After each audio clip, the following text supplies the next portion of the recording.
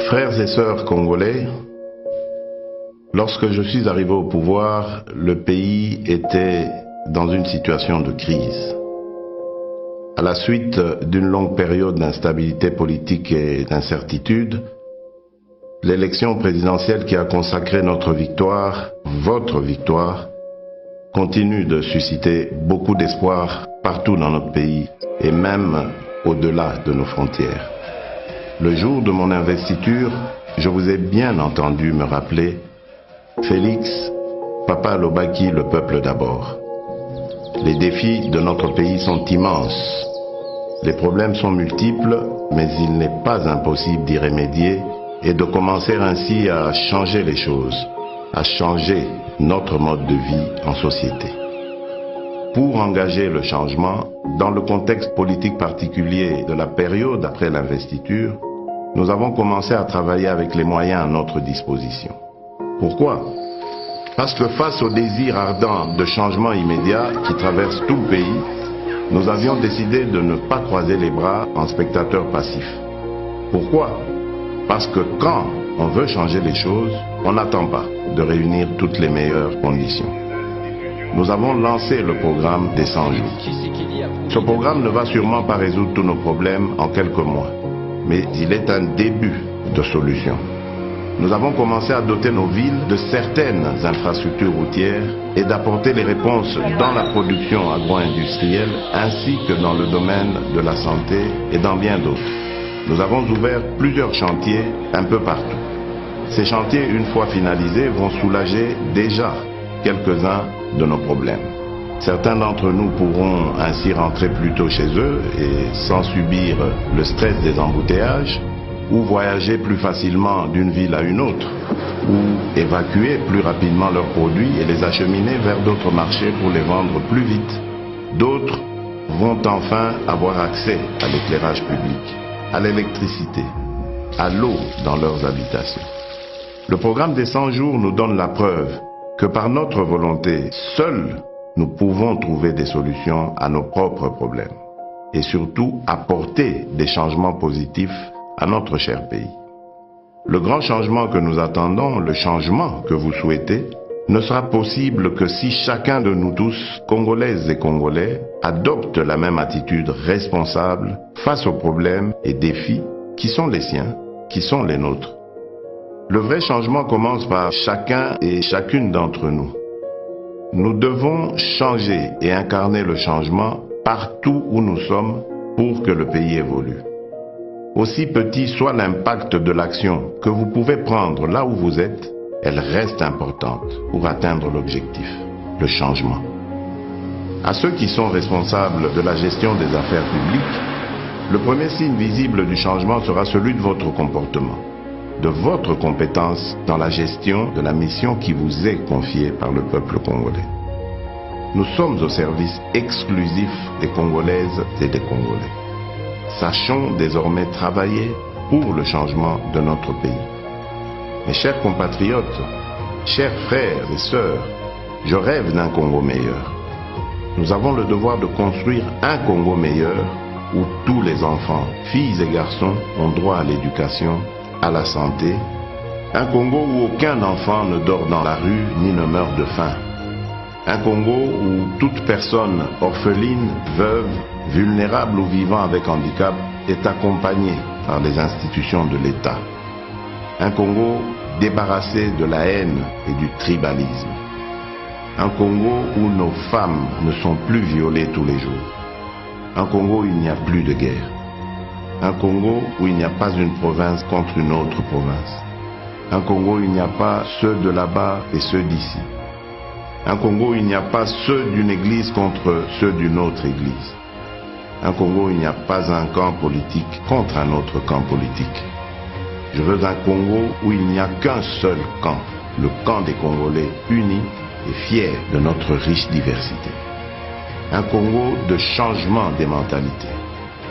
Nous avons le devoir de porter le grand rêve et de redonner de la grandeur à notre pays. De bâtir un Congo debout et digne, un Congo des travailleurs responsables, vigilants et gardiens de nos lois. C'est le Congo que je veux pour nous tous. C'est ce Congo-là, notre Congo, pour lequel vous m'avez donné le mandat. Ce Congo est possible si nous acceptons de changer dès à présent. Oui, ce Congo est possible. Que Dieu bénisse la République démocratique du Congo.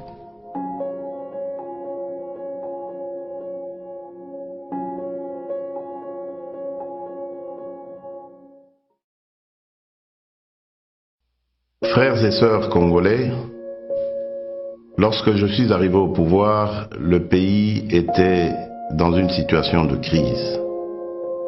À la suite d'une longue période d'instabilité politique et d'incertitude, l'élection présidentielle qui a consacré notre victoire, votre victoire, continue de susciter beaucoup d'espoir partout dans notre pays et même au-delà de nos frontières. Le jour de mon investiture, je vous ai bien entendu me rappeler « Félix, Papa Lobaki, le peuple d'abord ». Les défis de notre pays sont immenses. Les problèmes sont multiples, mais il n'est pas impossible d'y remédier et de commencer ainsi à changer les choses, à changer notre mode de vie en société. Pour engager le changement, dans le contexte politique particulier de la période après l'investiture, nous avons commencé à travailler avec les moyens à notre disposition. Pourquoi? Parce que face au désir ardent de changement immédiat qui traverse tout le pays, nous avions décidé de ne pas croiser les bras en spectateurs passifs. Pourquoi? Parce que quand on veut changer les choses, on n'attend pas de réunir toutes les meilleures conditions. Nous avons lancé le programme des 100 jours. Ce programme ne va sûrement pas résoudre tous nos problèmes en quelques mois, mais il est un début de solution. Nous avons commencé à doter nos villes de certaines infrastructures routières et d'apporter les réponses dans la production agro-industrielle ainsi que dans le domaine de la santé et dans bien d'autres. Nous avons ouvert plusieurs chantiers un peu partout. Ces chantiers, une fois finalisés, vont soulager déjà quelques-uns de nos problèmes.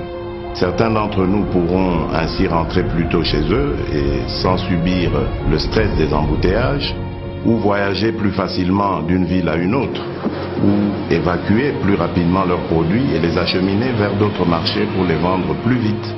D'autres vont enfin avoir accès à l'éclairage public, à l'électricité, à l'eau dans leurs habitations.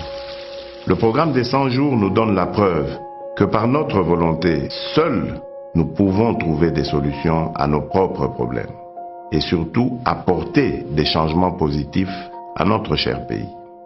Le grand changement que nous attendons, le changement que vous souhaitez, ne sera possible que si chacun de nous tous, Congolaises et Congolais, adopte la même attitude responsable face aux problèmes et défis qui sont les siens, qui sont les nôtres.